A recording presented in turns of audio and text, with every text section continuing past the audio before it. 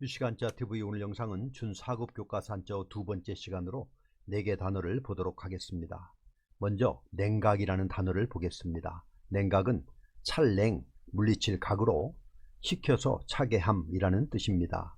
찰냉을 보겠습니다. 찰냉은 얼음빈과 명령할 영이 합해진 글자입니다. 명령할 영은 삼합집과 무릎을 꿇고 있는 모습에 병부절이 결합된 글자인데요. 큰 건물 아래 대청에 앉아서 명령을 내리고 있는 모습으로 명령하다의 의미입니다. 명령을 내릴 때 듣는 입장에서는 차고 냉랭하게 느껴졌던 모양입니다. 앞에 얼음 빙을 넣어서 차다, 쌀쌀하다는 의미의 찰냉이 되었습니다. 물리칠 각을 보겠습니다. 물리칠 각은 갈거와 병부절의 결합자입니다. 옛날에는 높은 사람 앞에서 물러날 때는 등을 보이지 않고 뒷걸음질로 물러났는데 물리칠 각은 이것을 그린 글자입니다. 꿇어앉아 뒷걸음질로 물러가다의 의미입니다. 물러나다, 물리치다, 돌아가다 등의 뜻입니다. 그래서 냉각은 찰냉, 물리칠 각으로 식혀서 차게 함이라는 뜻입니다. 다음은 농도라는 단어입니다. 농도는 짙을농, 법도도로, 용에게 묽고 진한 정도를 말합니다. 짙을농을 보겠습니다. 짙을농은 물수와 농사농이 합해진 글자입니다. 중국에는 큰 강이 4개가 있는데 그중 가장 크고 긴 강이 양쯔강이고 두 번째로 큰 강이 황하강입니다. 양쯔강 유역은 옛날에는 무척 덥고 습해서 사람이 살기에 적합하지 않았으므로 중국의 문명은 황하를 중심으로 형성이 되었습니다. 중국 역사에서 중원이라는 표현이 많이 나오는데 이것은 황하를 낀 기름진 평야지대를 뜻하는 것으로 이 땅을 놓고 끊임없는 전쟁이 있어 왔죠. 그래서 황하는 중국 문명의 중심지가 되었습니다. 황하는 지도를 보면 이러한 괴자 모양을 하고 있어서 급격히 방향을 틀며 세차게 흐르는데 이때 황토고원에 있는 유기질이 풍부한 어마어마한 양의 황토를 쓸고 내려와 중하류에 쏟아놓게 되죠. 그래서 토질이 비옥하고 고대에 좋지 않은 농기구로도 쉽게 땅을 갈 수 있었기 때문에 농사를 잘 지을 수 있었습니다.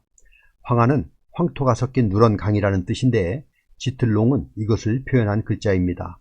유기물이 풍부한 누런 강물로부터 색이나 밀도, 맛 등이 진하다는 뜻이 나왔습니다. 색이 짙다, 맛이 진하다, 깊다 등의 뜻입니다. 법도도를 보겠습니다. 법도도는 집엄과 스물입, 또 우가 합해진 글자입니다.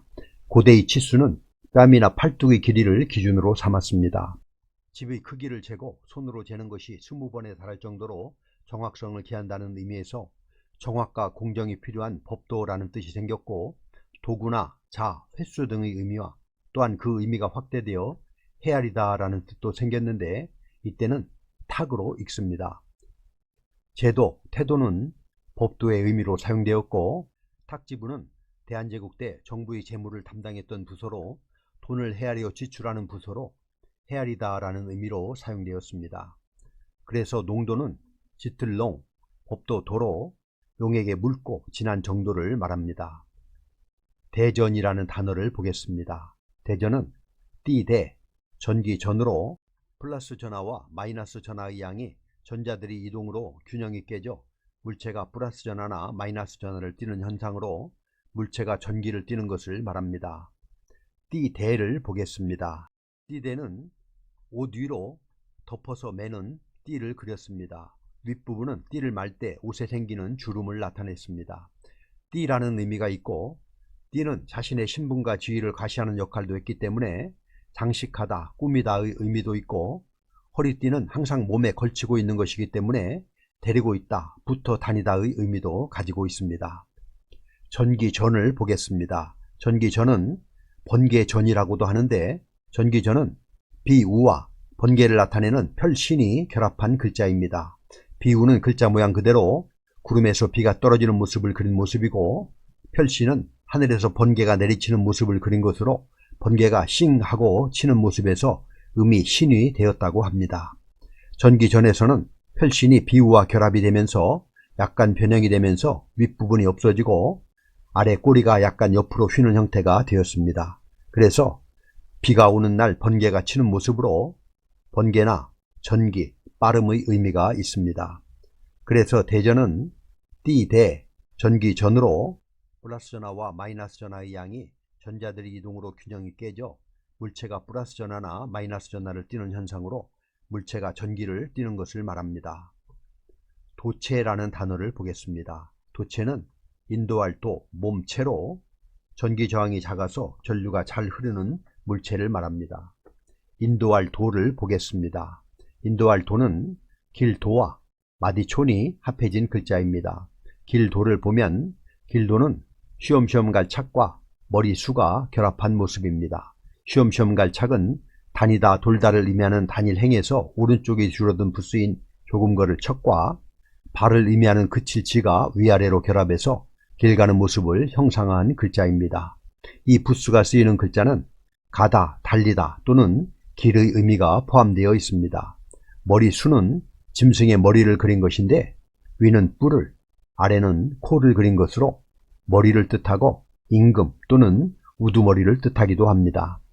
쉬엄쉬엄 갈 착과 머리수가 합쳐진 길도는 사람이 가는 곳이 길이다 라는 의미에서 길이라는 의미가 있고 사람이 마땅히 따라야 할 바른 길이라는 의미에서 도리나 도덕의 의미도 있습니다. 사람이 나아가야 할 바른 도리라는 의미의 길도에 손을 뜻하는 마디촌이 더해진 인도할 도는 잘 지도해 올바른 길로 인도한다는 의미입니다.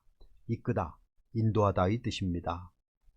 몸체는 뼈골과 풍년풍의 결합자입니다. 뼈골은 머리뼈, 어깨뼈, 그리고 가슴뼈를 그린 모습으로 보면 쉽게 이해할 수 있습니다. 아래는 살을 의미하는 육달월이지만 살의 의미는 현재는 없어졌기 때문에 뜻에는 아무 지장이 없습니다. 그리고 풍년풍은 굽을곡과 콩두가 위아래로 연결된 글자인데 콩두는 제사 지낼 때 쓰는 굽이 높은 제기인데 그 그릇 위로 수북하게 진열된 음식이나 곡식의 모양을 나타내고 있습니다. 그래서 풍성하다, 가득하다, 풍년 등의 뜻을 가지고 있습니다. 그래서 몸체는 뼈, 골과 풍년풍이 합쳐진 글자로서 뼈와 풍성한 살이 합쳐져서 몸을 이룬다는 의미로 몸, 신체, 물체 등의 뜻을 가지고 있습니다. 몸이 사람의 근본이라는 뜻에서 몸체의 약자로 이렇게 쓰기도 합니다. 그래서 도체는 인도할 도, 몸체로 전기 저항이 작아서 전류가 잘 흐르는 물체를 말합니다. 이렇게 해서 준 4급 교과서 한자 두 번째 시간으로 4개 단어를 알아보았습니다. 다시 한번 정리해보면 냉각은 찰냉, 물리칠 각으로 식혀서 차게 함이라는 뜻입니다. 농도는 짙을농, 법도 도로, 용액의 묽고 진한 정도를 말합니다. 대전은 띠대, 전기 전으로 플러스 전하와 마이너스 전하의 양이 전자들의 이동으로 균형이 깨져서 물체가 플러스 전하나 마이너스 전하를 띠는 현상으로 물체가 전기를 띠는 것을 말합니다. 도체는 인도할 도, 몸체로 전기 저항이 작아서 전류가 잘 흐르는 물체를 말합니다. 그럼 우리 같이 한번 써보도록 하겠습니다. 다음 시간에도 계속해서 준 4급 교과서 한자어를 보도록 하겠습니다. 감사합니다.